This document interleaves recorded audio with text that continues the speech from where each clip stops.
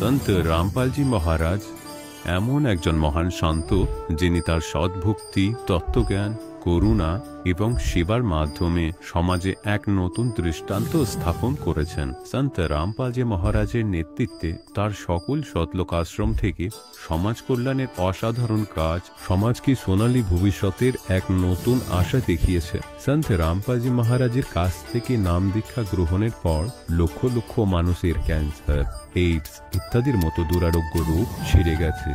সন্তজির জ্ঞানে অনুপ্রাণিত হয়ে তার অনুগামীরা লক্ষ লক্ষ ইউনিট রক্তদান করেছেন। সন্তজি লক্ষ লক্ষ বোন ও কন্যার যৌতুক মুক্ত বিবাহ করিয়েছেন। সন্তজি লক্ষ লক্ষ মানুষকে নেশা থেকে মুক্তি দিয়েছেন। কোটি কোটি ভেঙে যাওয়া পরিবার আবার জোড়া লেগেছে। সন্তজির আশ্রমে সমাগমের সময় বিনামূল্যে চক্ষু চিকিৎসা, দন্ত চিকিৎসা প্রদান করা হয়। সন্ত রামপালজি মহারাজ সময়ে সময়ে পরিবেশ রক্ষার উদ্দেশ্যে ব্যাপক পর্যায়ে বৃক্ষরোপণ করেন। সন্তজি অভাবীদের তাৎক্ষণিক ত্রাণ সরবরাহের জন্য অ্যাম্বুলেন্স পরিষেবা চালু করেছেন। সন্তজি তার অনুগামীদের দেহদানের জন্য অনুপ্রাণিত করেন, যাতে মানবতার সেবা এবং চিকিৎসা ক্ষেত্রে উন্নতি হতে পারে। সন্ত রামপালজি মহারাজের সকল আশ্রমে প্রতিটি সমাগমে বিনামূল্যে ভান্ডারার আয়োজন করা হয়, যেখানে প্রতিটি শ্রেণী, প্রতিটি জাতি এবং প্রতিটি ধর্মের মানুষ একসাথে বসে খাবার খায়।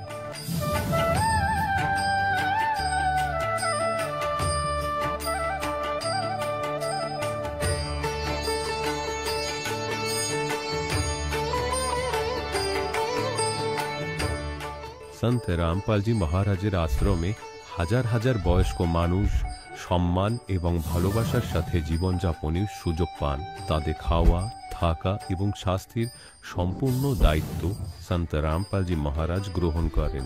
অনাথ শিশুদের জন্য সন্ত রামপালজি মহারাজের সকল আশ্রম কোনো আশীর্বাদের চেয়ে কম নয়। এখানে শিক্ষা, সংস্কৃতি এবং ভবিষ্যতের জন্য উন্নত সুযোগ প্রদান করা হয়। বন্যা হোক, ভূমিকম্প হোক বা মহামারী, সন্ত রামপালজি মহারাজ এবং তার অনুগামীরা সবসময় অসহায় মানুষের জন্য সবার আগে দাঁড়িয়ে থাকেন। কোভিড মহামারীর সময় সন্ত রামপালজি মহারাজের আশ্রম থেকে কোটি কোটি মানুষের জন্য খাবার, ওষুধ এবং জীবন রক্ষাকারী সামগ্রী সরবরাহ করা হয়েছিল।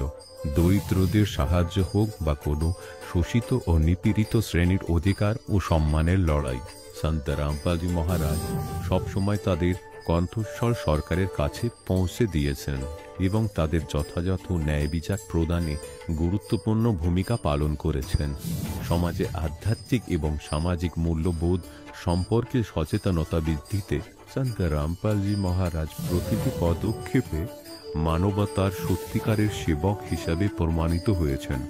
সন্ত রামপালজি মহারাজের জীবন আমাদের শেখায় যে সত্যিকারের সেবা হলো সেই সেবা যা নিঃস্বার্থভাবে করা হয়। আসুন আমরা সেই মহান সেবার কাজে এই মহান সাধকের সাথে যুক্ত হই এবং সন্ত রামপালজি মহারাজের কাছ থেকে নাম দীক্ষা নিয়ে আমাদের জীবনকে ধন্য করি।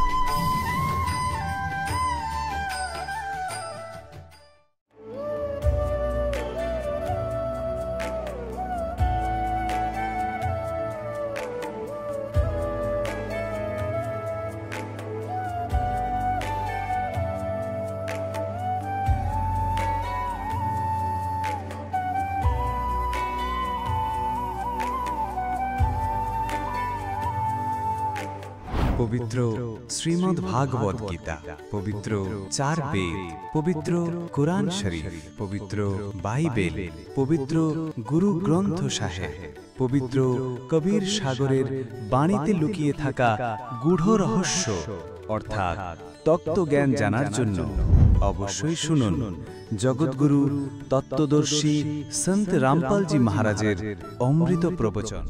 নমস্কার দর্শক বন্ধু, আজ আপনারা শুনতে যাচ্ছেন অভিজিৎ সিংহের এক অনুপ্রেরণাদায়ক গল্প। তিনি একসময় বিভিন্ন দেবী দেবতার উপাসনা, জ্যোতিষ ও তান্ত্রিক সাধনার মাধ্যমে নিজের জীবনের শান্তি ও সফলতা খোঁজার চেষ্টা করছিলেন, কিন্তু সত্যিকারের মানসিক ও শারীরিক কল্যাণের সন্ধান পেলেন যখন তিনি সন্ত রামপালজি মহারাজের কাছ থেকে নাম দীক্ষা গ্রহণ করলেন। তার অভিজ্ঞতা কিভাবে তার জীবনকে পরিবর্তন করেছে, কিভাবে তিনি আধ্যাত্মিক জ্ঞান লাভ করেছেন এবং কিভাবে তার অর্থনৈতিক ও শারীরিক অবস্থার উন্নতি হয়েছে, এইসব বিষয়ে তিনি বিস্তারিতভাবে আমাদের কাছে তুলে ধরেছেন। আসুন শুনি তার এই অনুপ্রেরণাদায়ক যাত্রার কথা। নমস্কার স্যার। হ্যাঁ নমস্কার, আপনার নাম? আমার নাম অভিজিৎ সিংহ। আপনি কোথা থেকে এসেছেন? আমি বাঁকুড়া থেকে এসেছি। স্যার, সন্ত রামপালজি মহারাজের কাছ থেকে নাম দীক্ষা আপনি কবে নিয়েছেন? আমি সন্ত রামপালজি মহারাজজির নাম দীক্ষা 2022 সালে নিয়েছি। স্যার, সন্ত রামপালজি মহারাজের কাছ থেকে নাম দীক্ষা নেওয়ার আগে আপনি কোনো ভক্তি সাধনা করতেন? হ্যাঁ, আমি আগে দেবী দেবতার ভক্তি করতাম, শিবের পুজো করতাম, বিষ্ণুর পুজো করতাম, কৃষ্ণর পুজো করতাম। তারপরে আমি জ্যোতিষ তান্ত্রিক এগুলো আমি অনেক করেছি, অনেক জায়গায় গেছি বাঁকুড়ার বিভিন্ন বিভিন্ন প্রান্তে, যেখানে নানা রকম বলতো এই মুরগি কেটে দিতে হবে। তারপরে আমি এগুলোও করেছি। জ্যোতিষতান্ত্রিক তারা আমাদেরকে মোটামুটি ধরুন, আমি জ্যোতিষতান্ত্রিক 20-25 জনের জ্যোতিষতান্ত্রিক আমি কাছে গেছি বাঁকুড়ার বিভিন্ন পুরুলিয়া, তারপরে আমাদের এই গড়বেতা, এইসব জায়গাতে আমি মানে তান্ত্রিকের যে ভক্তি করা হয় এরা আমি ওনাদের কাছেও গেছি, যাতে আমার লাভ হয়, যাতে আমার শারীরিক মানসিক অর্থনৈতিক সব লাভ হয়। কিন্তু আমার লাভ কিছুই হয়নি। তার ফলে আমার কি শরীরের নানা রকম কষ্ট প্রবলেম এগুলো আমার লেগেছিল, মাথা ব্যথা, তারপর কিডনিরও আমার প্রবলেম হয়ে গেছিলো, তারপর প্রেশারও বেড়ে গেছিলো। তো এইসব করে আমার লাভ তো কিছু হয়নি, শুধু আমার টেনশনই বেড়েছে শুধু। স্যার, আপনি বললেন আপনি বহু জায়গায় ভ্রমণ করেছেন, বহু সাধনা করেছেন এবং জ্যোতিষ তান্ত্রিকের কাছেও দেখিয়েছিলেন। তাহলে সন্ত রামপালজি মহারাজের খোঁজ আপনি কোথা থেকে পেলেন? সন্ত রামপালজি মহারাজজির খোঁজ বলতে, আমি যখন এই জ্যোতিষতান্ত্রিক এইসবে করতাম, অ্যাকচুয়ালি আমরা সবাই এটাই ভাবি যে আমার তাড়াতাড়ি যাতে লাভ হয়ে যায়, এবং লাভটা শুধু এটাই ভাবি যে আমার যাতে অর্থনৈতিক লাভটা বেশি হয়ে যায় তাড়াতাড়ি, এবং অর্থনৈতিক লাভ দেখতে গিয়ে আমার অর্থ বেশি চলেই যাচ্ছে আমি দেখছি। তারপর আমি যখন বেশি আমার অর্থনৈতিক সমস্যা খুব হয়ে গেল, তখন আমার নানা দিকে আমি তখন ব্যবসা শুরু করে দিচ্ছি, একবার এইদিকে একবার ওইদিকে। তো ভক্তি যদি করব, আমি ভক্তি করলে আমার তো সঠিক আমার স্টেবল থাকবে, কিন্তু আমার দেখছি আমার ফ্ল্যাকচুয়েট হয়ে যাচ্ছে বিজনেস, এইদিক ওইদিক নানা রকম দিকে আমার নজর চলে যাচ্ছে। তখন আমি এক জায়গায়, আমার একটা বন্ধু ছিল, আমি ওখানে যেতাম, গিয়ে আমাকে তারা জিজ্ঞেস করছে সব কিছু, আমরা কথাবার্তা বলি, দিয়ে আমাকে একদিন একটা বই দিল, সন্ত রামপালজি মহারাজজির বই আমাকে দিল, যার নাম হচ্ছে জ্ঞানগঙ্গা। জ্ঞানগঙ্গা, জীবনের পথ আর গীতা তোমার জ্ঞান অমৃত, এই 3টে বই দিয়েছিল। তার মধ্যে আমি জ্ঞানগঙ্গা বইটা পড়েছিলাম। তো পড়ে জানতে পারলাম যে আমরা যে ভক্তি করছি, সেই ভগবানের উপরের কেউ কোনো শক্তি আছে যিনি সব কিছু চালাচ্ছেন। তখন আমি তো দেখলাম এটা কি করে হয়। তারপরে আমি বই পড়লাম, তার মধ্যে গীতা, বেদ, পুরাণ সব কিছু প্রমাণ দেখে আমি মানতে বাধ্য হলাম, এবং আমি সেই গুরু যে দরকার, আমি তখন বুঝলাম যে গুরু ছাড়া ভগবানের আশীর্বাদ পাওয়া যায় না। যেমন আমরা ধরুন কোনো কিছু জায়গায় যদি আমরা পড়াশোনা করতে যাই, বা আমি যদি কোনো কিছু জানতে চাই, তার জন্য আমাকে শিখতে হবে, আর শেখার জন্য আমাকে একটা সেই প্রতিষ্ঠান দরকার যেখানে আমাকে সেই বিষয়ে আমাকে শেখাবে। তো আমি আধ্যাত্মিক বিষয়ে আমি কোনো কিছুই না জেনেই আমি চলে যাচ্ছিলাম যে আমি এই আধ্যাত্মিক আমি লাভ পেয়ে যাব, কিন্তু লাভ ওইভাবে হয় না। আধ্যাত্মিক একটা সাবজেক্ট, তার জন্য তার বই আছে, তার প্রমাণিত পুস্তক বেদ গীতা। সেই বেদ গীতা পড়ে বুঝতে পারলাম যে হ্যাঁ, আমাদের আত্মাকে একজন সৃষ্টি করেছে, যাকে বলা হয় পরমাত্মা। এবং পরমাত্মার এই সৃষ্টি, আমি যখন সৃষ্টি রচনা, এটা যে কতটা গুরুত্বপূর্ণ আমি তখন বুঝতে পারলাম, এটা প্রতিটা মানুষেরই জানা উচিত। আজকে সৃষ্টি রচনা যদি আমি না জানি, তাহলে আমি সারা জীবন এই ঘুরে ঘুরেই বেড়াবো। আমি কোথার থেকে এসেছি, আমি কোথায় যাব, এটা যদি এই প্রশ্নটা যদি আমি মানুষ হয়ে না জানতে পারলাম, তাহলে আমি তো সেই পশু পাখির মতো খেলাম দিলাম আর চলে গেলাম। তারা বেদ গীতা পড়াশোনা এসব কিছু জানে না। তখন আমার মনে একটা এমন ইচ্ছা হলো যে না আমাকে জানতে হবে এটা। তখন আমি যখন বললাম তাহলে আমি এটা সম্বন্ধে আরও জানতে বুঝতে চাই, তো আমি ইনাকে পাবো কি করে? বলছে বললো, তখন আমি বললাম, এটা তো অনেক দূর, হরিয়ানা লেখা আছে বই। বলছে না, ইনার সব জায়গাতেই ইনি সেন্টার করেছেন যাতে প্রতিটা আত্মা পরমাত্মার সন্তান, তারা পরমাত্মাকে পেয়ে এই কবির সাহেব ইনি হচ্ছে পূর্ণব্রহ্ম। তখন সেটা আমার প্রশ্ন হয়েছিল, ইনি কী করে পূর্ণব্রহ্ম হবে? বলছে হ্যাঁ, পূর্ণব্রহ্ম হবে। আমাকে কোনো জিনিস জানতে গেলে তার জন্য আমাকে বেদ গীতায় ইনার লেখা আছে যে পূর্ণব্রহ্ম যে হয়, যিনি সবাই সৃষ্টি করেছে, তিনি সশরীরে আসে, কুমারী গায়ে দুধ খেয়ে বড় হয় এবং মায়ের গর্ভে জন্মায় না। সেটাও আমি অবাক হয়ে গেলাম, তাহলে আমরা কার ভক্তি করছি এতদিন ধরে? তো এটা হচ্ছে একটা, মানে আমি যদি ডেফিনেশন অফ গড, তার জন্য একটা আমি চিনার জন্য আমার এটাই উপায়। তখন আমি বললাম যে তো এইটা হয়? তখন বেদে প্রমাণ আমাকে দেখালো যে দেখো 9 অধ্যায় মন্ত্র 1 সূক্ত 1 আর মন্ত্র 9, এটাও আমাকে দেখিয়েছিল। আমি দেখে অবাক হয়ে গেছিলাম। তখন আমি পূর্ণব্রহ্ম, পূর্ণ পরমাত্মা, তার ভক্তি করে তখন আমি বুঝলাম যে এই দেবী দেবতার ভক্তি কিভাবে করতে হয়। তখন আমাকে বললো যে দেবী দেবতার আমাদেরকে সেভাবে করতে হবে সঠিক নিয়মে। তখন আমাকে বললো যে আমাদের শরীরের মধ্যে যে কোমল আছে, এইখানেই ভগবান এই দেবী দেবতারা আছে। যেমন আমাকে বললো মূল কমলে গণেশজি, আমিও দেখলাম বই পড়ে, সাত কমলে ব্রহ্মা সাবিত্রী, নাভি কমলে বিষ্ণু লক্ষ্মীজি, হৃদয় কমলে শঙ্কর পার্বতী, কণ্ঠ কমলে দুর্গা। এই যে শরীরের মধ্যে কোমল আছে, এই কোমলের আমাদেরকে মন্ত্র দিয়ে পর আমাদের আত্মাটা আমাদেরকে এখান থেকে আমাদের বেরোতে হবে। না হলে আমরা এত দেবী দেবতা করছি, আমাদের আত্মাটা আমাদের শরীরে কোমলের মধ্যে আটকে আছে, আমরা এটাই জানি না। তো আমি এইসব বুঝলাম, বুঝে আমি শান্তারামপালজি মহারাজজির নাম দীক্ষা নিয়ে ভক্তি শুরু করি। স্যার, আমরা শুনেছি সন্ত রামপালজি মহারাজজি নাকি ব্রহ্মা বিষ্ণু মহেশ এবং বহু দেবী দেবতার ভক্তি ছাড়ান, এটা কি কতটা সত্য? না না না, এটা একদম ভুল কথা। কেননা আমরা কোনো জিনিস যদি আমরা শোনার আগে আমাদেরকে জানতে হবে যে এটা বলছে কেন। তো আমাদের শরীরের মধ্যে কোমল আছে, যে কোমলে তাদের মন্ত্র আছে, তাদের মন্ত্র দিলে তারা তখন তাদের নিয়মিত কার্য তারা শুরু করতে পারবে, তাদের লাভটা তারা দিতে পারবে। তো উনি একদম দেবী দেবতার ভক্তি ছাড়ান না, উনি সঠিক ভক্তি আমাদেরকে করাবার যে মার্গ সেটা উনি দেন, মন্ত্র দেন উনি। স্যার, আমরা শুনেছি সন্ত রামপালজি মহারাজের কাছ থেকে যারা নাকি নাম দীক্ষা নেন তাদের অনেক লাভ হয়। আপনার কি কি লাভ হয়েছে?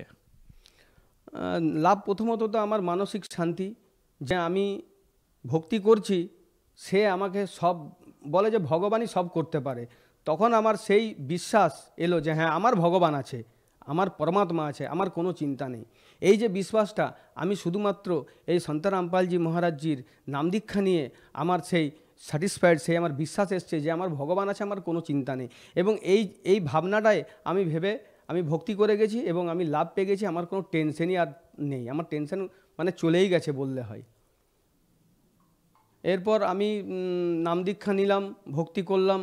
তখন আমার শারীরিক প্রবলেম হয়েছিল, যেমন আমার প্রেশার অনেক হাই হয়ে গেছিলো, আমার 200-র মতো হাই প্রেশার হয়ে গেছিলো, যেখানে 130 থাকার কথা। তো ডাক্তাররা আমাকে বললো যে তোমার তো নার্সিংহোমে থাকার কথা।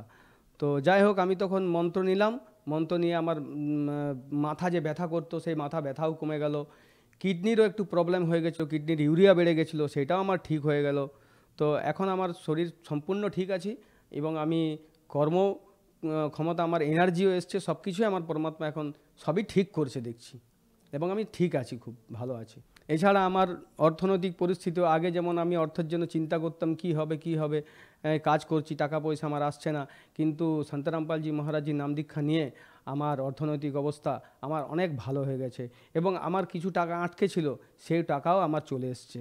আমার এখন মালিকের দয়ায়, পরমাত্মার দয়ায় আমার এখন সত্যি আমি এখন খুবই ভালো আছি। স্যার, সন্ত রামপালজি মহারাজের কাছ থেকে নাম দীক্ষা নেওয়ার পর আপনার অনেক লাভ হয়েছে, তাহলে আপনি জনসাধারণকে কি বার্তা দিতে চান? জনগণকে এটাই প্রার্থনা করব যে এখন তো সবাইকার হাতেই মোবাইল, তো সেই মোবাইলটা একটু আপনারা সঠিক কাজে ব্যবহার করুন। যেমন আমাদের ফেসবুক, ইউটিউব চ্যানেলে আরও বিভিন্ন সোশ্যাল মিডিয়া আছে, যেমন ফেসবুক, টুইটার, নানা রকম আছে। তো আপনি ফেসবুক, ইউটিউব চ্যানেলে আপনি সার্চ করলে সন্ত রামপালজি মহারাজজি সৎসঙ্গ সার্চ করলে আপনি প্রচুর সৎসঙ্গ পাবেন। আপনারা সৎসঙ্গ দেখুন। আর আমাদের সন্ত রামপালজি মহারাজজির এই জ্ঞানগঙ্গা পুস্তক, এই অমূল্য পুস্তক, এটা আমাদের ফ্রিতে দেয়া হয়। আপনি ওইখানে গেলেই আপনি ওই নাম্বারে ফোন করলেই আপনাকে ওই বই আপনার বাড়িতে পৌঁছে যাবে। তো আপনারা বইটা পড়ুন এবং আপনারা সঠিক জ্ঞান বুঝে আপনারা নাম দীক্ষা নিয়ে আত্মকল্যাণ করুন। স্যার, আপনার এই অমূল্য সময় আমাদের চ্যানেলকে দেওয়ার জন্য ধন্যবাদ। ধন্যবাদ স্যার। দর্শকগণ, এখন আপনি শুনলেন সন্ত রামপালজি মহারাজের থেকে দীক্ষা গ্রহণ করে সুখী হওয়া ভক্তের অভিজ্ঞতা। এখন দেখুন জগৎগুরু তত্ত্বদর্শী সন্ত রামপালজি মহারাজের মঙ্গল প্রবচন। তাহলে এইটা বুঝুন পুণ্যার্থগণ, পরমাত্মার বাণী এটা, कि गुरु गोविंद कर जानियो और रहियो आज्ञा माय, मिले तो दंडवत बंदगी नहीं पल पल ध्यान लगाए। এখন যেমন আপনারা এখান থেকে যখন যাবেন শরীর ছেড়ে দিয়ে, এটা তো ছেড়েই দিতে হবে। আপনারা জানেন সবাই, আমরা চাই তো না যে মৃত্যু হোক, কিন্তু এটা হবেই। আর হবে তো ওটা এখন মালিকের ইচ্ছায়। এখন তো আপনি ভক্ত হয়ে গেছেন, আপনার মৃত্যু এখন কবির ভগবানের হাতে চলে গেছে। আপনি চাইবেন তবে হবে, তাও অনেকবারই বলতে হবে। তারপর এখন কাল আর আপনাকে মারতে পারে না, অকাল মৃত্যু মরতে পারেন না আপনি, যদি নিয়ম ঠিক রাখেন তো।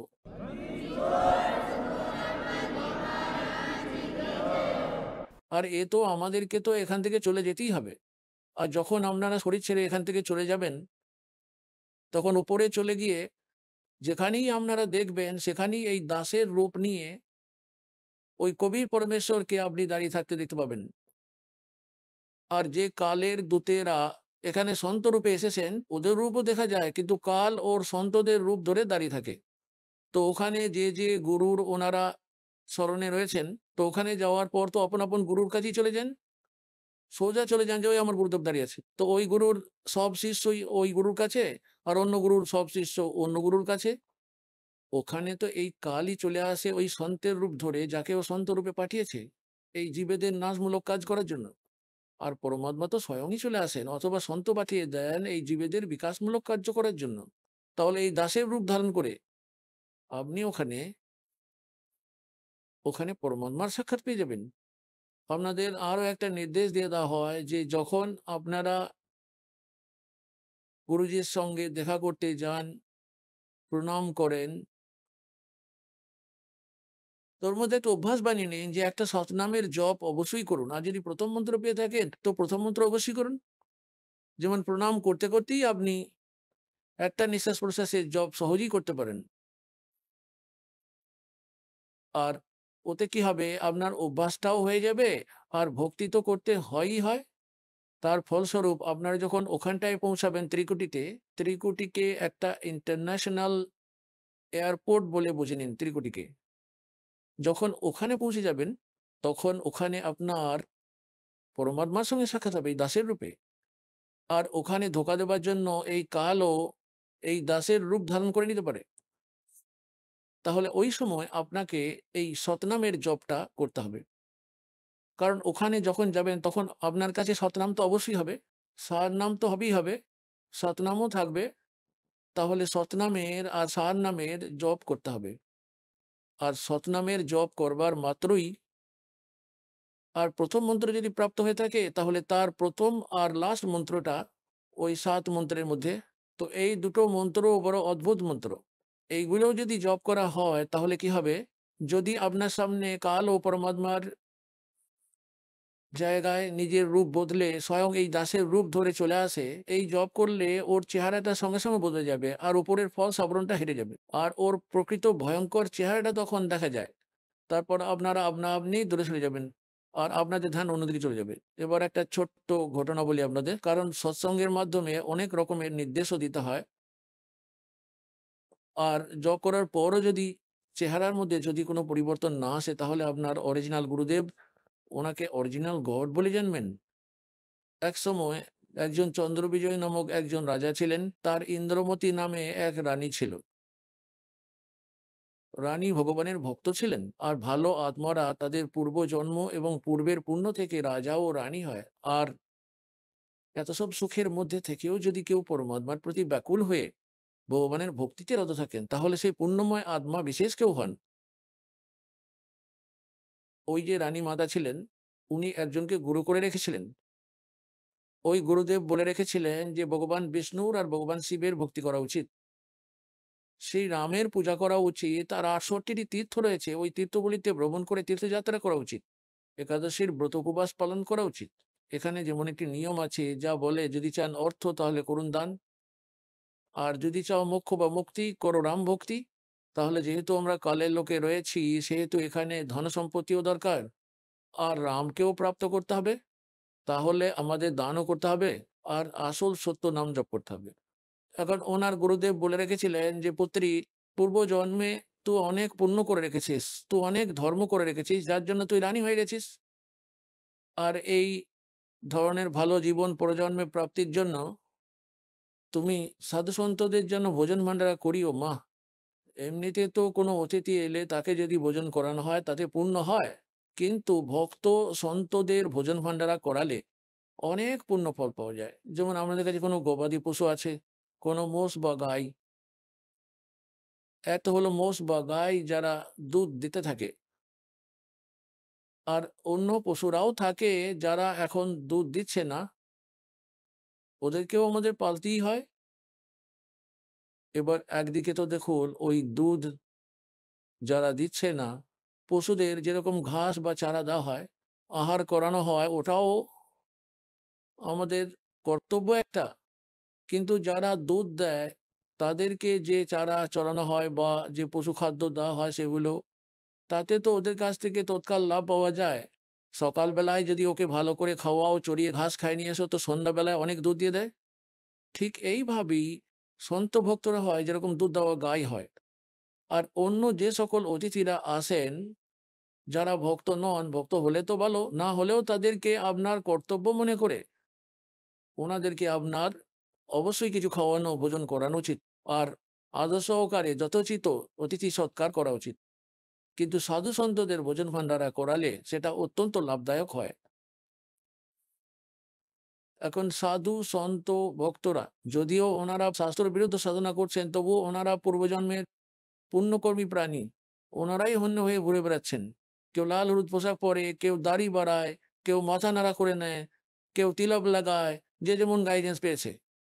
কেননা ওনাদের তো পরমাত্মা চাই, আর তা সে যে কোনো রকমের বেশভূষা বানিয়েই হোক না কেন, ওনারা তো পরমাত্মা প্রাপ্তির জন্য ব্যাকুল হয়ে থাকেন। এই রকম ব্যক্তিদেরকে ভোজন করালে বিশেষ লাভ হয়। কিন্তু এখন যদিও সাধনা ঠিক নেই, পূর্বজন্মের উপার্জিত পুণ্য ওনাদের রয়েছে, আর ওই ভক্ত আত্মারা পরমাত্মার বিশেষ প্রিয় আত্মা হন। তাতে আজ তারা যে কোনো অন্য পূজাই করুক না কেন, তারা তো কবির ভগবানেরই বাচ্চা। তাই সেই জন্য এই রকমের নিয়ম আছে। এই নিয়ম অনুসারে ওই সন্ত গুরু আপন শিষ্যা ইন্দ্রমতিকে নির্দেশ দিয়েছিলেন, পুত্রী, সাধু সন্তদের ভোজন করালে পরের জন্মেও তুই রানী হয়ে যাবি। এখন এনাদের আধ্যাত্মিক জ্ঞান তো এতটাই ছিল যে রানী হয়ে যাক। রানী কতবার হবি, তারপরে তো গাধাও হয়ে যাবি একদিন। এই ব্যাপারটা তো ওদের মাথায় ঢুকেইনি যে এরকম দুর্ভাগ্য ভোগ করতে হবে। ঠিক আছে, যতটা জ্ঞান ওনার ছিল ততটা উনি রানীকে দিয়ে রেখেছিলেন, আর রানী গুরুর দেওয়া নির্দেশ অনুসারে দৃঢ়ভাবে চলছিলেন। কারণ এইরকম দৃঢ় পূর্ণাত্মারাই তো কবি সাহেবের বাচ্চা হন। পরমাত্মা তো বলে, দो दिन मेरी शरण है, ताका हूं मैं दास, और गेल गेल लाग्या फेरूं। ওর সাথে সাথে থাকবো যতদিন এই ধরতি আকাশ থাকবে। আপনাদের অনেকবার বলা হয়েছে এটা আধ্যাত্মিক পথ। পূর্ণাত্মাগণ, আপনারা আগে শুধু গল্প কথা শুনেছেন, রাম কৃষ্ণের, সুদামা কৃষ্ণের, বিলনি আর রামের, রাম রাবণের যুদ্ধ, মহাভারতের যুদ্ধ, ওইগুলো যদিও এক ধরনের ইতিহাস হয়, ওইগুলো আধ্যাত্মিক পথ ছিল না। এখন এইগুলো হলো সম্পূর্ণ আধ্যাত্মিক পথ, জ্ঞান। এগুলোকে বহু প্রকারে আপনাদেরকে বোঝাতে হয়। এখন রানী যেটা গুরুদেব বলে দিয়েছিলেন তাতেই দৃঢ় হয়ে পড়েছিলেন,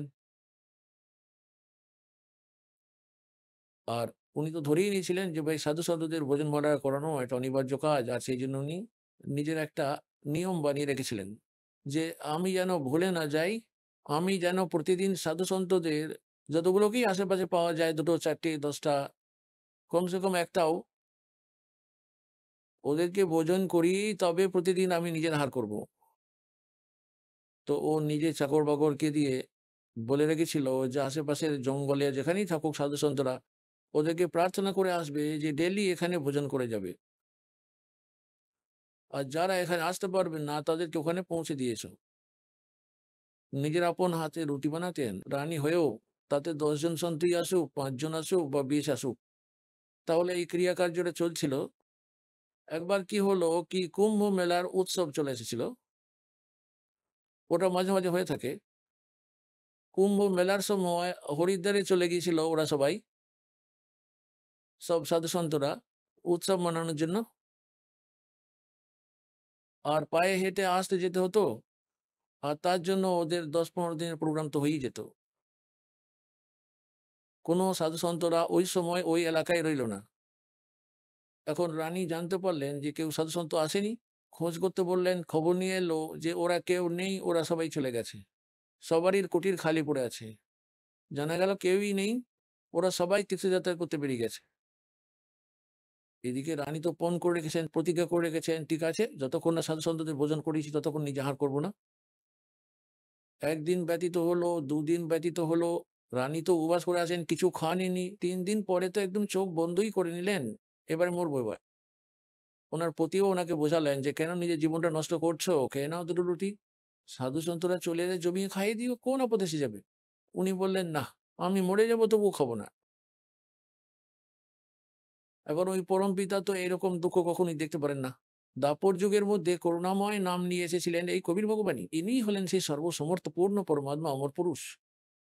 4 যুগই আসেন পরমাত্মা, শোনাতে থাকেন, সতयुग में सत सुकृत का टेरा, त्रेता नाम मुनिंदर मेरा, द्वापर में करुणा में कहाया, और कलियुग नाम कबीर दराया।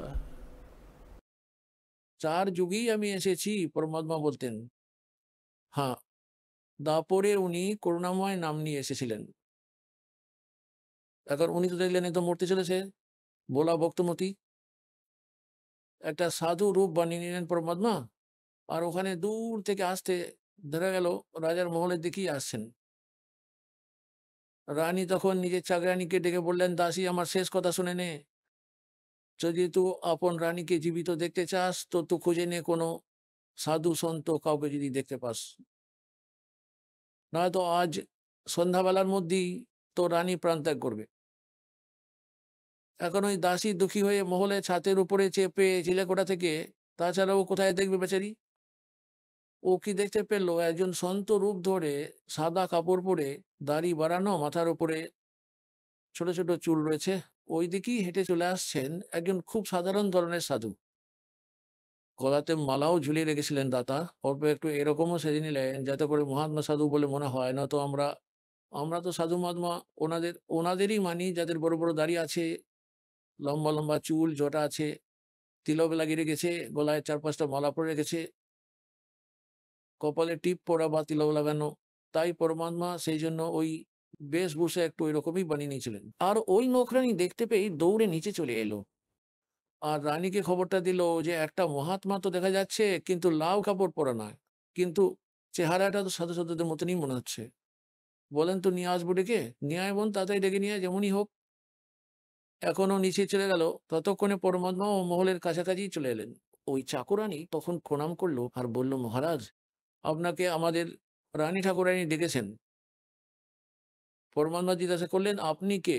আমি তো নৌকরানী। তখন পরমাত্মা বলেন, পুত্রী, রানীর যদি সত্যই দরকার থাকে কোনো সন্তের, তো এইখানেই আসুন না রাস্তায়, আমরা কোনো গৃহস্থের ঘরে যাই না। আমি যদি ওখানে চলে যাই আর ওর পতি এসে বলে তুমি এখানে কি করছো, ও যদি দরকার পড়ে তো এখানে আসুক। ও তো রানীকে গিয়ে বলে দিল যে সাধু তো এরকম এরকম বলছে, তখন ওর তো আরো বেশি করে বিশ্বাস হয়ে গেল যে 1 নম্বরের সাধু আছে। নয়তো কাউকে যদি বলা হয় যে রানী মহাশয় খেতে ডাকছেন, এরকম বাছুরের মতো ধরে চলে আসবে, বাচ্চাদের মতো, টাকা পয়সার লোভে, অত ভালো ভালো অপরি খেতে। আর ও তো ওখানে এড়ে বসে আছে যে রানীর দরকার পড়লে এখানে চলে আসুক। রানী বললেন, ধর আমার হাত দুটো, আমাকে সাহায্য কর। ওরে নকরানি, আমাকে নিয়ে চল, তুই এরকম মহাপুরুষের দর্শন করিয়ে দে। মরে যাবো সেও বলে এরকম সন্তের দর্শন করে, এরকম দৃঢ় মানুষ আজ তো প্রথমবার শুনছি যে রানীকেও বলতে পারে যে চলে আসুক এখানে যদি তার দরকার থাকে তো। কারণ পূর্বজন্মের সংস্কার থেকেই উৎপন্ন হয় এরকম স্বভাব সাধু সন্ত ভক্তদের মধ্যে। তখন রানী গিয়ে দর্শন করলো ওই মালিকের চেহারা, বিশ্বের মধ্যে সব থেকে ইউনিক সুন্দর চেহারা ছিল কবির ভগবানের। যতবারই এসেছেন উনি আচরণের উপরে মাথা রাখলো রানী, আর বলল, মহারাজ আপনি ভোজন গ্রহণ করুন, কিছু আহার করুন। পরমাত্মা বললেন, চল পুত্রী, আহার করে নিচ্ছি। বসে গেলেন, ওনার আসন করে দেওয়া হলো। রানী তো ওই রকম অবস্থার মধ্যেই চাকরানির সাহায্য নিয়ে স্বয়ং খাবার বানালেন আর প্রার্থনা করলেন, মহারাজ এবার ভোজন গ্রহণ করুন। তখন পরমাত্মা বলেন, পুত্রী তুমি কেন এত, তোমার কি কোনো রোগ আছে, এত ক্ষীণ কায় কেন? তখন সমস্ত কাহিনীটা পুরো খুলে বললো যে আমি প্রতিদিন কোনো একজন সাধু সন্তকে ভোজন করিয়ে তবে আমি আহার গ্রহণ করি। সাধু সন্তরা এই সময় কেউ নেই, কুম্ভ মেলায় স্নান কার্য সেরে নেওয়ার জন্য চলে গেছে। আজ তৃতীয় দিন চলছে, আপনি যদি না আসতেন তো আমি মারাই যেতাম। যখন খাবার বানিয়ে পরমাত্মার পাশে রাখলেন তখন পরমাত্মা বললেন, পুত্রী আমার শরীর ভোজন করার জন্য নয়, আমি যদি খাই আর না খাই সর্বদাই একই রকমের থাকি। তখন রানী বলল, ঠিক আছে, আপনি যদি না খান আমিও খাবো না, মৃত্যু আমার স্বীকার্য, মৃত্যু হওয়াই আমার উচিত ছিল, এরকম যাই হোক না প্রতিজ্ঞা আমি কিছুতেই ভঙ্গ করতে পারবো না। তখন পরমাত্মা বলেন, নিয়ে আয় পুত্রী। বলা হয় সমর্থ তাকেই বলা হয় যা চাইবেন তাই করতে পারবেন। মালিক তো ভোজন করলেন আর তারপর প্রশ্ন করলেন, পুত্রী এই যে আপনার এই এই জিদ, এই হঠযোগ কে করতে বলেছে? রানী তখন বললেন যে আমি তো একটা গুরু করে রেখেছি, আমাদের গুরু অনেক ভালো। পরমাত্মা তাকে জিজ্ঞাসা করলেন যে আচ্ছা কি সাধনা করো? বিষ্ণুজির, শ্রী শঙ্কর ভগবানের, সিংহ বাহিনী মাতার যেগুলোই ও করতো, একাদশীর ব্রত উপবাস করি, তীর্থযাত্রাও করি, ইত্যাদি করি। অতঃপর পরমাত্মা ওকে জ্ঞান শোনাতে শুরু করলেন। কিন্তু ওই যে রানী ছিলেন উনি তো খুব বেশি আবেগপ্রবণই হন শ্রদ্ধালু ব্যক্তিরা সাধারণত। এই দাস প্রথম দিকে অন্য পন্থের লোকেদের আমি বলতে থাকতাম, যারাই আমার সামনে চলে আসতো আমার সৎসঙ্গ শুনতে, যে ভাই আপনার নামই ভুল আছে, আপনার গুরু পূর্ণ গুরু নয়, আপনাদের সাধনাটাই ভুল আছে। এই দাদা স্বামী, ধন্দন সদ্গুরু, জয় গুরুদেব পন্থ আর এই সমস্ত নিরঙ্কারী অনুযায়ীরা এখানে আসতো আর শুনতো সৎসঙ্গ। যখন এই দাস ওদেরকে সত্যটা দেখাতো তখন ওরা বিরোধ করে দিত, উঠে চলে যেত আর বলতো আপনি তো খালি নিন্দাই করেন, কোনো সন্তেরই নিন্দা করা উচিত নয়, তাদের পাপ হয়। আরে ভালো লোক তো তোমরা, নিন্দাটা আমি কি করলাম? আমি তোর গুরুকে কি চোর বলেছি? না তো চোর ডাকাত চোর বলেছি। ওনার জ্ঞানের মধ্যে যে ত্রুটিগুলো আছে সেগুলো বলেছি, কমতিরা বলেছি। সন্তরা তো ভালো আত্মাই হন, কিন্তু মাথায় কিছুতেই ঢুকলো না। আর ভক্তরা তো এরকমই হয় যে না গুরুদেবের ব্যাপারে তো কিছু শুনবই না। আর এখন এবার আসছে কানতে কানতে লুট হয়ে যাওয়ার পরে রিক্তনিষ্ঠ হয়ে কান্নাকাটি করছে ভীষণ, সবকিছু নষ্ট হয়ে গেল। 30 সাল হয়ে গেল রাধাস্বামী পন্থের জীবনটাই নষ্ট হয়ে গেল, সবকিছু আমাদের লুট হয়ে গেল, একমাত্র পুত্র ছিল তাও মারা গেল। এখন বলুন কি ছাই প্রাপ্ত করবেন ওই রাধাস্বামীতে আর ধনন সদ্গুরুতে? একেবারে সত্য কথা, ওরা তো রেগে লাল হয়ে যেত। আর এখানকার ইতিহাসটা দেখে নিন, সন 1994 থেকে যারা এখানে জুড়ে আছে তাদের ঠাটবার দেখুন। ওনাদের ঘরে যদি একটা দুর্ঘটনা হয়ে থাকে আপনি জিজ্ঞাসা করে দেখে নিন, লাখ লাখ সংখ্যায় ভক্তরা রয়েছে। তাহলে সত্য ভগবানের আসরে আলাদা রকমেরই হয়।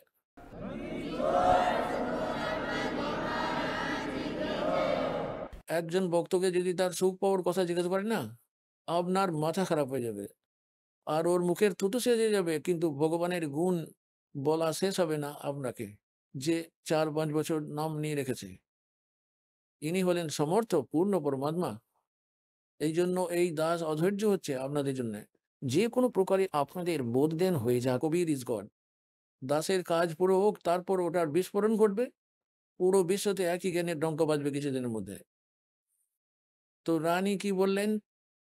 পরমাত্মা বলতে শুরু করে দিলেন যে পুত্রী তুমি বিষ্ণুদেবের পুজো করো। বিষ্ণুর কোথায় যেতে চাও? তোমাকে বলেছে তোমার গুরুদেব? হ্যাঁ, স্বর্গে যাব। আর স্বর্গতে কতদিন থাকবে?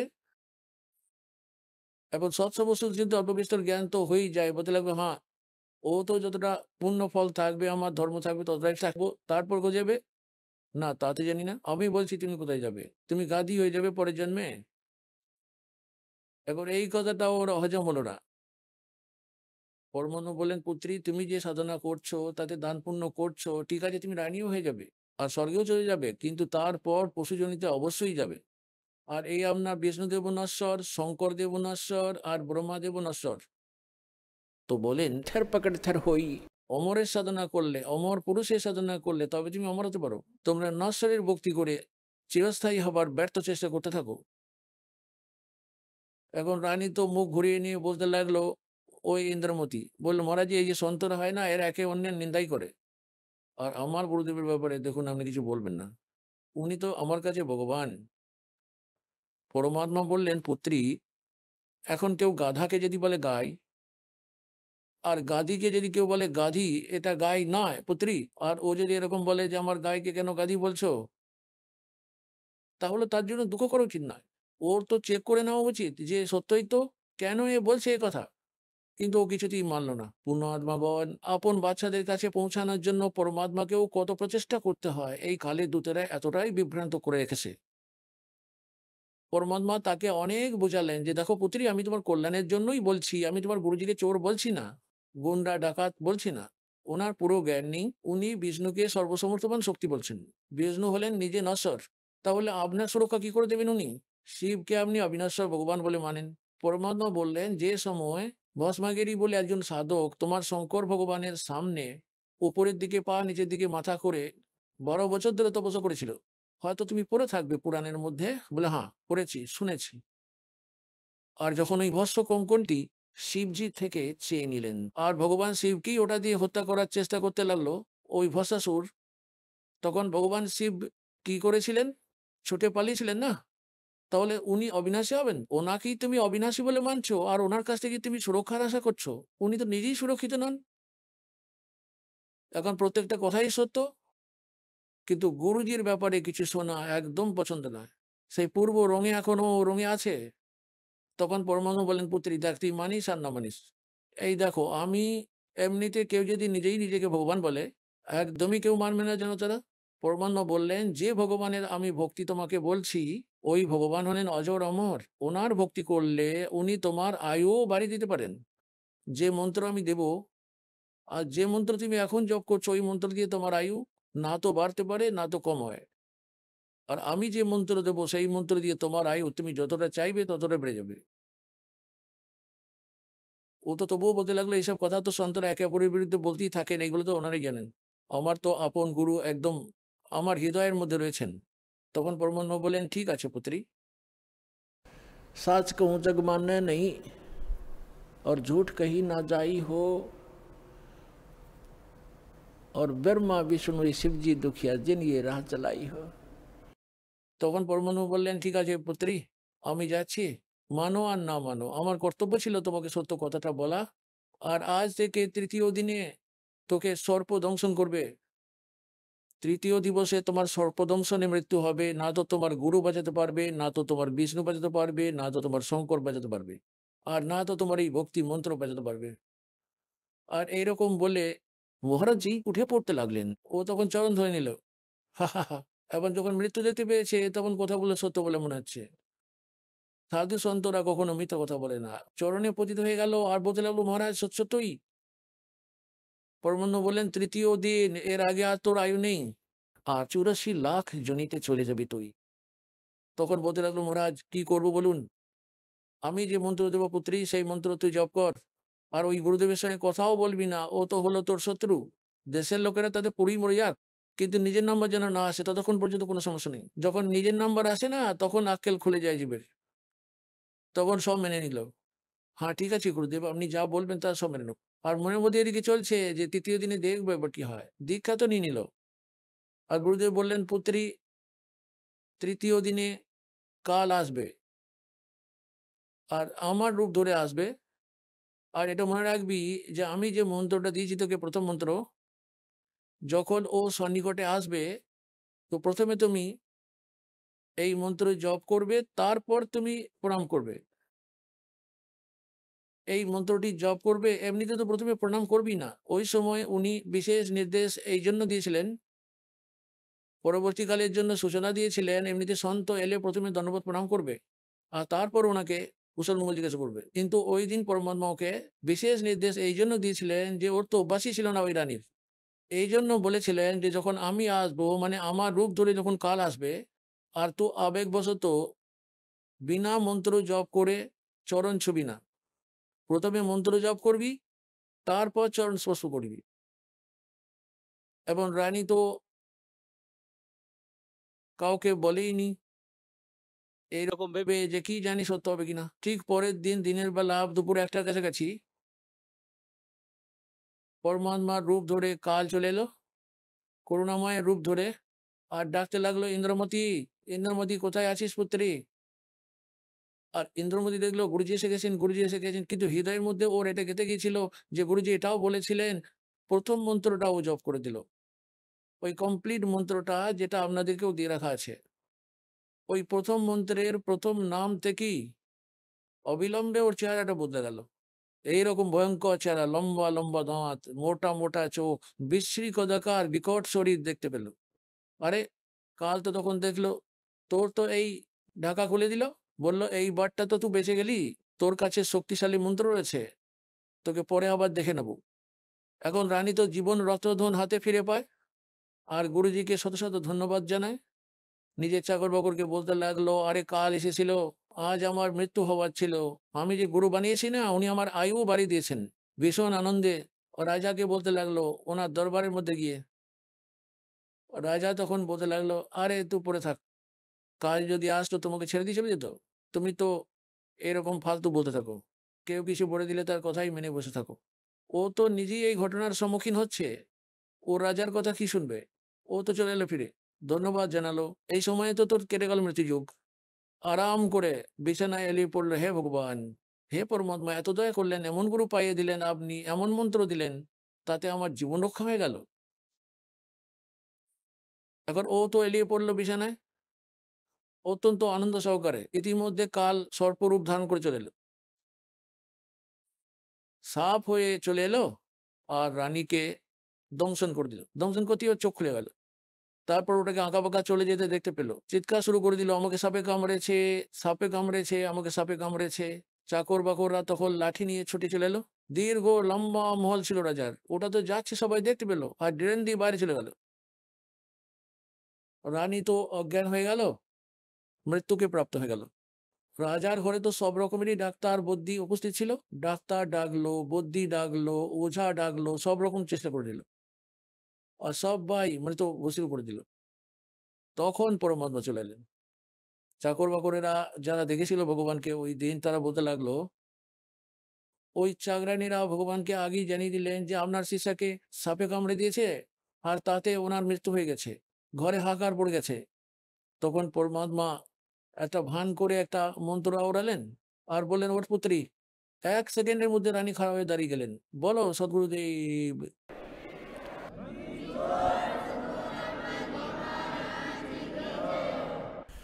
धन धन सतगुरु सत कबीर भगत की पीड़ मिटाने वाले।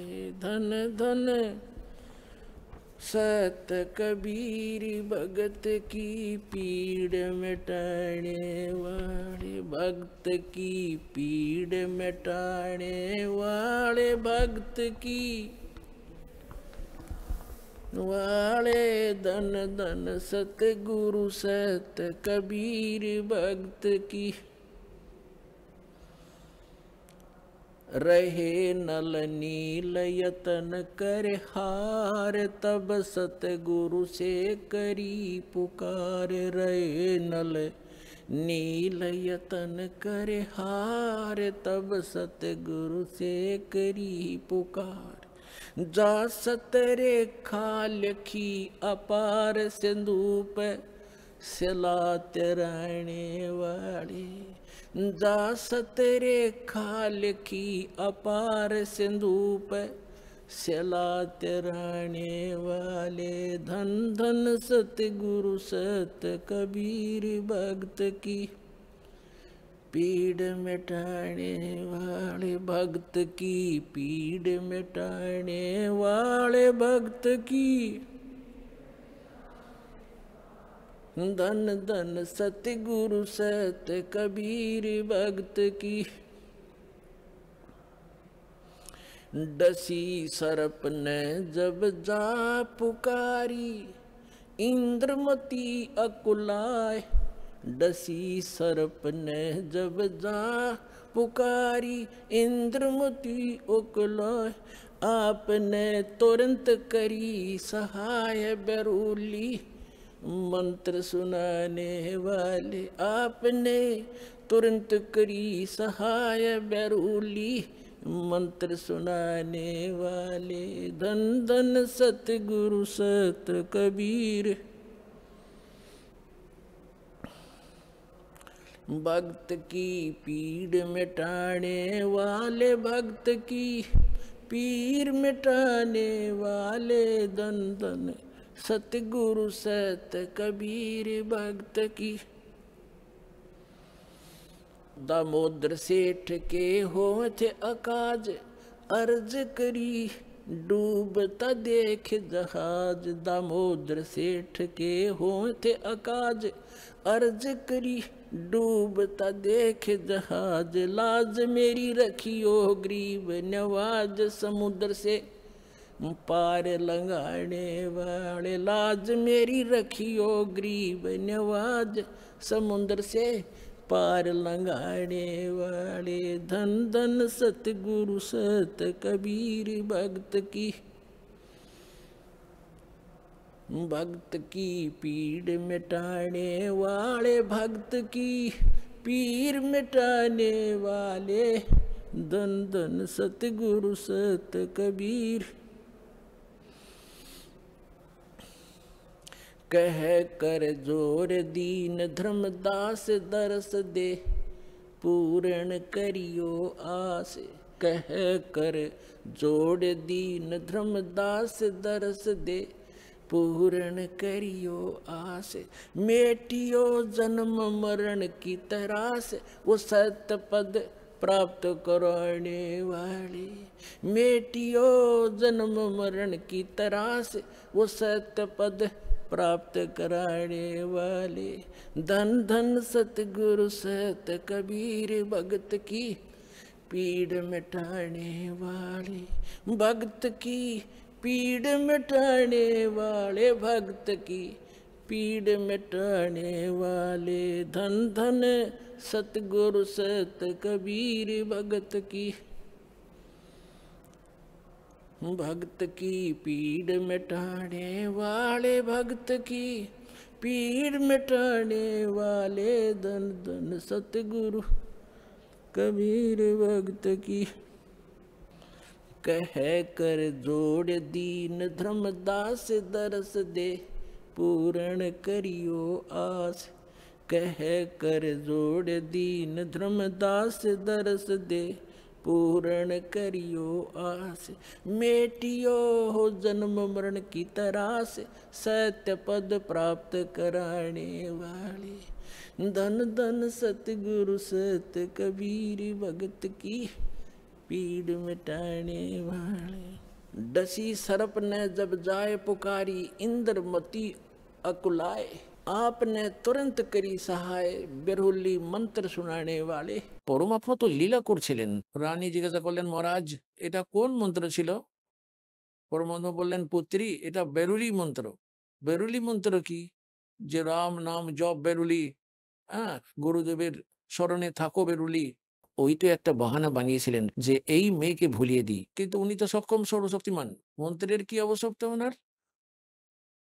এখন রানীর তো খুশির কোনো সীমা পরিসীমা রইল না, আর রাজাও নিশ্চিত হয়ে গেলেন। ওঝাও ফেল, ডাক্তার বুদ্ধিও ফেল। এতটা তো নিঃসন্দেহে মেনে নিলেন যে সন্ত ঠিকঠাক আছে, কিন্তু রাজাদের বুদ্ধি তো সপ্তম আকাশের উপর চড়ে থাকে। পুণ্যকর্মী প্রাণী হলেও যদি ভক্তি না করে তো ওরা দুর্ভাগাই হয়। আর রানী হয়েও, রাজা হয়েও যারা ভক্তি করে, যারা সৎ সাধনা করে, তাদের যে সাধনাই করুক, পরমাত্মা বলেন चाहे कोई भक्ति करे कपट की, और उसको भी अपनाऊं, और श्याम दाम दंड भेद से ती फिर सिद्ध मार्ग लाऊं। এবার দেখুন, পরমাত্মা তো কালকে ওখানে আসতেও দিতেন না। এই জন্য আসতে দিলেন যে রানীর তো কথাগুলো বিশ্বাস হচ্ছে না যে সন্ত যা বলছে তা সত্য। পরমাত্মা তো এটা চিন্তা করছিলেন যে ও তো ছেড়ে দিতে পারে, ওর পুরনো গুরু চলে আসতেই তারও চরণ স্পর্শ করবে আর তারও আরতি করবে। আর পুনাতাগণ गुरु को तजे भजे जो आना, अर्ता पशुआ को फोकट ज्ञाना। পরম সন্তকে ছেড়ে দিয়ে তবু যদি এই নকল সাধুদের উপর আস্থা থেকে যায় তো ফাটকা জ্ঞান, কোনো শ্রদ্ধা তৈরি হয়নি ওর। जैसे पतिव्रता पति से राती आन पुरुष नहीं भावे, और बस पीहर में सुरत प्रीतम में ऐसे ध्यान लगा কারণ আগে তো আপনার পরিমাপ করার কোনো স্কেলই ছিল না। এখন আপনি শুনলেন সন্ত রামপালজি মহারাজের মঙ্গল প্রবচন। আসুন এখন শুনি সন্ত রামপালজি মহারাজের থেকে নাম দীক্ষা গ্রহণ করে এবং সদ্ভক্তি করে আশ্চর্যজনক লাভ অর্জনকারী অনুগামীদের অভিজ্ঞতা। নমস্কার দর্শকগণ, আজ আমরা শুনতে চলেছি অনিতা পালের এক অনুপ্রেরণামূলক অভিজ্ঞতা, যেখানে তিনি জানিয়েছেন কিভাবে সন্ত রামপালজি মহারাজের কাছ থেকে নাম দীক্ষা গ্রহণ করার পর তার জীবন বদলে গেছে। শারীরিক সমস্যা থেকে মুক্তি, পারিবারিক সুখ সমৃদ্ধি, এমনকি ভয়ানক দুর্ঘটনা থেকেও অলৌকিকভাবে রক্ষা পেয়েছেন তিনি। শুধু তিনিই নন, তার পরিবারও পেয়েছে আশীর্বাদ। তাহলে কিভাবে এই পরিবর্তন সম্ভব হলো? কিভাবে এক সন্তের কাছ থেকে নাম দীক্ষা নেওয়ার মাধ্যমে একজন ভক্তের আশ্চর্য সুফল লাভ করতে পারেন? জানতে হলে শুনুন অনিতা পালের নিজের মুখ থেকে বলা বাস্তব অভিজ্ঞতার কথা। নমস্কার, নমস্কার, আপনার নাম? আমার নাম অনিতা পাল। আপনি কোথা থেকে এসেছেন? আমি মুর্শিদাবাদ জেলার কান্দি শহর থেকে এসেছি। সন্ত রামপালজি মহারাজের কাছ থেকে নাম দীক্ষা আপনি কবে নিয়েছেন? আমি 2019 সালের মার্চ মাসে নিয়েছি। সন্ত রামপালজি মহারাজের কাছ থেকে নাম দীক্ষা নেওয়ার আগে আপনি কোনো ভক্তি সাধনা করতেন? হ্যাঁ, আমি ভক্তি সাধনা করতাম। রাধাস্বামী পন্থের সঙ্গে যুক্ত ছিলাম বিয়াসের। আমার স্বামী 20 বছর থেকে সেখানে ভক্তি সাধনা করেছে এবং আমি 10 বছর সেখানে তার সঙ্গে যুক্ত ছিলাম। এছাড়াও আমি হিন্দু ধর্মে প্রচলিত যেসব পূজা পার্বণ আছে সেগুলো সবই করতাম। দুর্গা মায়ের পূজা, ষষ্ঠী, লক্ষ্মী পূজা এবং যেগুলো প্রচলিত আমাদের পূজা আছে সেগুলো সবই করতাম। আপনি বললেন আপনি সন্ত রামপালজি মহারাজের স্মরণে আসার আগে অনেক ভক্তি সাধনাই করতেন। রাধাস্বামী পন্থের সাথে গত 20 বছর ধরে আপনারা যুক্ত ছিলেন। তাহলে সন্ত রামপালজি মহারাজজির খোঁজ কোথা থেকে পেলেন? এটা আমার ছেলে 2018 সালে যখন উচ্চ মাধ্যমিক পরীক্ষা দেয় সেই সময় আমাকে একটা ভিডিও দেখাতে আসেন। তো আমি সেই ভিডিওটা দেখতে চাই না, ওটা সন্ত রামপালজি মহারাজের সৎসঙ্গের ভিডিও। তো আমি তার আগে আমি বাচ্চাদেরকে ছবি আঁকা শেখাতাম, আর্ট টিচার ছিলাম। তো আমি ছবি আঁকছিলাম, তো আমাকে বলে যে এই সৎসঙ্গটা শোনো। তো আমি কিছুতেই শুনতে চাই না, কেননা একদিন আমি দেখেছিলাম যে সন্ত রামপালজি মহারাজ রাধাস্বামী পন্থের ব্যাপারে কিছু বলছিলেন, তো সেই জন্য শুনতে চাইছিলাম না। তো আমার ছেলে বলল যে তুমি শুনতে চাইছো না কেন, তুমি কি অন্ধভক্তি করবে? রাম রহিম জেলে গেল, তারপরে আশারাম বাপু জেলে গিয়েছেন, তাদের ফলোয়ার্সরা অনেকেই সুইসাইড করেছে, তো তুমি কি সেরকম অন্ধভক্তি করতে চাও? তখন আমার মাথায় এলো যে ঠিকই তো বলছে, একটু একবার শুনেই নিই কী বলতে চাইছেন। তো যখন আমি ওনার সৎসঙ্গ শুনি, ফার্স্টবার শুনেই আমার মানে এমন একটা হয়েছিল যে অনেক দিন ধরে হয়তো কেউ জল খায়নি, পিপাসার্ত, কিংবা কেউ খায়নি অনেক দিন, ক্ষুধার্ত, সে যদি খাবার পায় তার মানে অবস্থাটা যেরকম হয়। তো আমার এতদিনে যে মনের মধ্যে যে প্রশ্নগুলো ছিল, যেগুলো আমি রাধাস্বামী পন্থে গিয়ে সেগুলো কখনোই পাইনি, সেই প্রশ্নের উত্তরগুলো, সেগুলো আমি সমস্ত সন্ত রামপালজি মহারাজের সৎসঙ্গে পেয়েছি এবং শোনার পরে আমার একদম মন তৃপ্ত হয়ে গিয়েছে। হ্যাঁ, তারপর আমি আমার ছেলে তখন পরীক্ষা চলছিল, কিন্তু আমি তখন কি করলাম, আমি আগেকার যে বইগুলো ছিল রাধাস্বামী পন্থের, তারপর আমাদের বাড়িতে গীতা ছিল, সেগুলো খুলে প্রমাণগুলো আমি মেলাতে শুরু করলাম। 1 মাস আমি এগুলো সমস্ত কিছু মেলাই এবং দেখি যে না, আমি এতদিন ধরে যেটা করে আসছি সেটাতে কোনো লাভ হবে না, আমার এখানে আমার মুক্তি পাওয়া সম্ভব না। তখন আমি ভীষণ কান্নাকাটি করি, আমার মানে শুধু ওই দিকেই আমার মনে হচ্ছে যে কি করছিলাম আমি এতদিনে যা করছিলাম সব বৃথা চলে গেল। তো তখন আমার ছেলের পরীক্ষা চলছে, ছেলে বলছে মা, সবাই পরীক্ষার জন্য সব মারা কত চিন্তিত, সবাই পরীক্ষা নিয়েই ব্যস্ত আছে, আর তুমি এইসব নিয়ে পড়ে আছো। কারণ তখন আমার ওই দিকেই মন হচ্ছে, কেননা আমি একটা জন্ম মৃত্যুর ব্যাপার, এটা সারা জীবনের এতদিন ধরে আমি যেগুলো করে আসছি সেগুলো সবই বৃথা চলে গেল, এই নিয়েই মানে খুব কান্নাকাটি করছি এবং পরমাত্মাকে খুবই ডাকছি যে যদি তুমি সত্যি পরমাত্মা হও তো আমাকে ঠিক রাস্তাতেই যেন নিয়ে যেও। তো আমি তারপরে আমার ছেলে বললো যে আমি ওখানেই দীক্ষা নেব, আমি অন্য কারো কাছে দীক্ষা নেব না। তো আমি ওর সঙ্গে যাই এবং তখন আমিও সন্ত রামপালজি মহারাজের কাছে দীক্ষা নিই। আপনি বললেন সন্ত রামপালজি মহারাজের কাছ থেকে নাম দীক্ষা নেওয়ার আগে আপনি রাধাস্বামী পন্থে গত 10 বছর ধরে ভক্তি সাধনা করছিলেন। তাহলে সন্ত রামপালজি মহারাজজি এবং রাধাস্বামী পন্থের জ্ঞানের মধ্যে কি ভিন্নতা দেখতে পারলেন? হ্যাঁ, এর মধ্যে অনেক পার্থক্য আছে। আমি 10 বছর ছিলাম, কিন্তু আমার স্বামী যেহেতু 20 বছর ধরে ছিল, তো আমরা 20 বছর থেকেই যুক্ত। তো ওনাদের মধ্যে সবথেকে বড় পার্থক্য হচ্ছে যে রাধাস্বামী পন্থে কোনো শাস্ত্র মানে না। আর এই সন্ত রামপালজি মহারাজ বলেন যে সমস্ত শাস্ত্র, সমস্ত বই পড়ে দেখে বুঝে তারপরে দীক্ষা নাও। কিন্তু রাধাস্বামী পন্থে কোনো শাস্ত্র কোনো কিছুই মানা হয় না। ওনাদের যা নিজেদের বই লেখা আছে শুধু সেইগুলোই পড়তে বলেন ওনারা। আর নামের ব্যাপারে ওনারা একবারই নাম দিয়ে দেন, সেই নামটাই যতদিন ইচ্ছা করে যাও, সমস্ত কিছু করো, সিনেমা দেখো, সব কিছু পুজো করো, নিজের মতো থাকো। কিন্তু এখানে এসে জানতে পারলাম যে কিছু নিয়ম মর্যাদা আছে ভক্তি করতে গেলে, সেগুলো পালন করলে তবেই আমরা লাভ পাবো। সন্ত রামপালজির কাছে প্রথম এসে জানতে পারলাম যে এখানে নামখণ্ডও হয়ে যায়। নামখণ্ডের তো কোনো ব্যাপারই ওখানে ছিল না। এখানে নামখণ্ড হয়ে গেলে ওখানে একবার নাম দিলে কি 10 বছর 20 বছর যতদিনই থাকো করে যাও, কিন্তু এখানে নিয়মে মর্যাদাতে না থাকলে নামখণ্ড হয়ে যায়, তখন আবার দ্বিতীয়বার নাম নিতে হয়। আমরা শুনেছি সন্ত রামপালজি মহারাজের কাছ থেকে যারা নাকি নাম দীক্ষা নেন তাদের অনেকজনেরই অনেক লাভ হয়। আপনার কি কি লাভ হয়েছে? সন্ত রামপালজি মহারাজের কাছ থেকে নাম দীক্ষা নেওয়ার পরে আমার অনেকই লাভ হয়েছে। তার মধ্যে আমার শারীরিক লাভ অনেক হয়েছে। যেমন আগে আমার খুব ঠান্ডা লেগে থাকতো, জ্বর হতো, সেগুলো এখন আর হয় না। তারপরে আমার যেমন আগে যেমন অর্থ তো ছিল, আমার স্বামী চাকরি করতো, কিন্তু সংসারে যেন সবসময় একটা মানে টান অভাব একটা হয়েই থাকতো, সেইগুলো এখন মানে সমস্ত কিছু পরিপূর্ণ, ভর্তি সংসার, আমার কোনো কিছুর অভাব নেই। আর আমার তখন বাড়ি ঘরের একটু প্রবলেম হচ্ছিল, কিছুতেই আমার বাড়ি মানে কমপ্লিট হচ্ছিল না। তো সন্ত রামপালজির কাছে নাম দীক্ষা নেওয়ার পরে আমার বাড়ি আস্তে আস্তে 3 তলা 4 তলা কীভাবে হয়ে গেল আমি নিজেও জানি না। হ্যাঁ, এছাড়াও আরেকটি চমৎকার আমার সাথে হয়েছে। সন্ত রামপালজি মহারাজ আমার জীবন দান দিয়েছেন।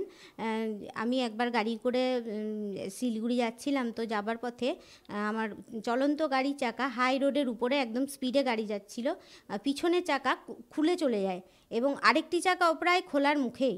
এবং যেতে যেতে কী হলো, গাড়ি মানে অ্যাক্সিডেন্ট মানে হচ্ছে, কিন্তু গাড়িটা কিনা এক সাইডে গিয়ে দাঁড়িয়ে গেল, মানে যেন মনে হলো কেউ যেন গাড়িটাকে দাঁড় করিয়েছে, এবং আমার কোনো শরীরের অঙ্গ প্রত্যঙ্গে কোনো জায়গায় কোনো ক্ষতি হয়নি। তো উনি সেই আমাকে জীবনদান দিয়েছেন। আর এরকম আমার স্বামীর সঙ্গেও হয়েছে। আমার সঙ্গে আবার এই কিছুদিন আগেও একটা পথ দুর্ঘটনা মোটরসাইকেলে হলো, সেখানেও আমার সেরকম কিছু হয়নি। তো সন্ত রামপালজি আমাকে জীবনদান দিয়েছেন। এছাড়াও করোনা যখন চলে তখন আমার মেয়ে সবে বিএসসি নার্সিং পাস করেছে, এবং তখনই ওর সরকারি চাকরি হয়ে যায়। এবং সেই সময় তো আমরা খুবই ভয় পাচ্ছিলাম যে কী করে ও চাকরিটা করবে। আবার সরকারি চাকরি তো আজকালকার দিনে পাওয়া যায় না, তো ছাড়তেও পারছিল না। তো ওর এমন করোনার যেখানে পেশেন্টরা থাকে সেইখানেই ডিউটি দিয়েছে ওর। আর ওই ছোট একটা মেয়ে, এবার ওইখানে কিভাবে ডিউটি করবে, আমরা খুবই বাড়িতে চিন্তিত ছিলাম। তো আমি বারবারই বলছিলাম যে সন্ত রামপালজি মহারাজের উপরে ভরসা রাখো, উনি সব ঠিক করে দেবেন। তো আমার মেয়ে ওখানে করোনা চলাকালীন ওইখানেই ওর ডিউটি পড়েছে, এবং একা ওখানে ও ডিউটিই করেছে, কিন্তু ওর কোনো ক্ষতি হয়নি, জ্বর হয়নি, কিছুই না। সন্ত রামপালজি মহারাজ ওকে রক্ষা করেছে, এটাও একটা সবথেকে বড় লাভ। আমরা শুনলাম সন্ত রামপালজি মহারাজের কাছ থেকে নাম দীক্ষা নেওয়ার পর আপনার অনেকই লাভ হয়েছে। তাহলে আপনি আমাদের দর্শকদেরকে কি বার্তা দিতে চান? দর্শকদেরকে এটাই বলতে চাই যে সন্ত রামপালজি মহারাজের কাছে নাম দীক্ষা নিয়ে ভক্তি করলে আমার যেরকম লাভ হয়েছে সেরকম আপনাদেরও লাভ হতে পারে। আপনারা নিশ্চয়ই সন্ত রামপালজি মহারাজের কাছে দীক্ষা নিন এবং নিজের কল্যাণ করান। সন্ত রামপালজি মহারাজের কাছ থেকে নাম দীক্ষা কিভাবে নেওয়া যাবে? আমাকে যারা এখন দেখছেন টিভিতে হোক বা ফোনে ইউটিউব চ্যানেলে হোক, এই নিচে যে একটা ফোন নাম্বার যাচ্ছে সেখানে ফোন করলেই আপনি নিজের নিকটবর্তী সেন্টারের নাম্বার পেয়ে যাবেন, এবং সেখানে যোগাযোগ করলে আপনি সমস্ত তারাই বলে দেবে যে কিভাবে নাম দীক্ষা নেবেন। ধন্যবাদ। সৎ সাহেব।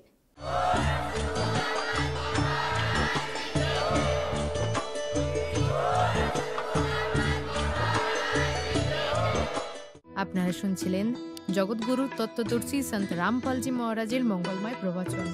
অধিক তথ্য জানার জন্য ভিজিট করুন আমাদের ওয়েবসাইট www.jagatgururampalji.org। সন্ত রামপালজি মহারাজের শুভাশীর্বাদে সম্পূর্ণ বিশ্বে 500-এরও অধিক নাম দীক্ষা কেন্দ্র আছে। যেখানে সন্ত রামপালজি মহারাজের দ্বারা অনলাইনে সম্পূর্ণ বিনামূল্যে নাম দীক্ষা দেওয়া হচ্ছে।